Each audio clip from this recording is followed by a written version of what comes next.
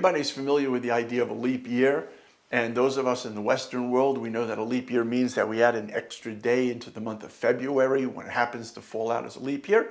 But did you know that in the Jewish calendar, we don't have a leap year, or rather we don't have a leap day, we have a leap month. We add an entire 13th month into the year.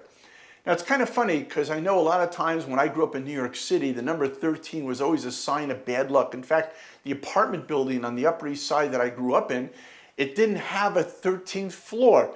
If you got in the elevator, you saw 12 and then you saw 14, which of course to me I thought was very stupid because the 14th floor is the 13th floor. It's just they don't call it 13. You know, I mean, if they really wanted to do it, they would have put poles and there would have been a big space in the middle of the building and that would have been the 13th floor. But whatever it is, for Jews, the number 13 is actually not a sign of bad luck. It's actually a sign of blessing.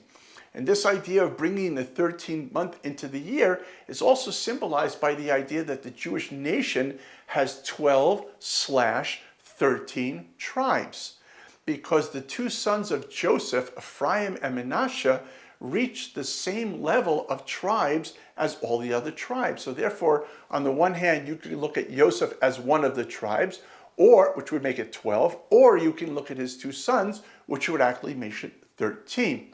Now 13 is a good luck number in Judaism because in its numerical value in Hebrew, it's the word for love, ahava. It's also the word for echad, which means one. So therefore, one love is actually the numerical value of 26, which is God's name. So therefore, one love is because we have one God.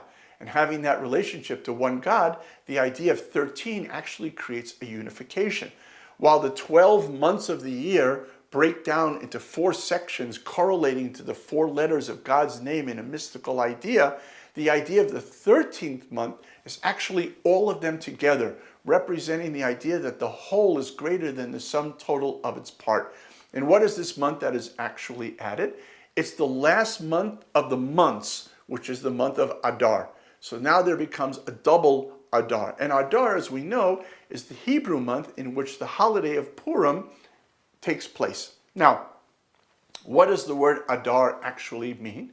It's broken down into the letter Aleph and the word Dar, which means one. Aleph is one, and Dar means to dwell. So the idea of Adar means it's a time when God comes to dwell in the world. Now this is kind of funny because if you look at all Jewish history and all the events that happen, you would think Passover would be more an appropriate time when all the miracles of God being revealed, or maybe the holiday of Mount Sinai on Shavuot in the month of Sivan when God is actually revealed. Why would it be specifically in this month? And not only that, it's inside the context of the one biblical book, the book of Esther, where God's name isn't even mentioned. So it's funny that the very time of everything being hidden would be symbolized by the name of a month, which means God comes to dwell in this world. Well, the secret is if you look at the name and play with it, you realize that a Megillah, which means a scroll, and Esther, which was the name of the queen, really can mean Megale Esther, that it reveals that which is hidden. Life in this world is like hide and go seek. God is right here, but hides. And our job is to seek.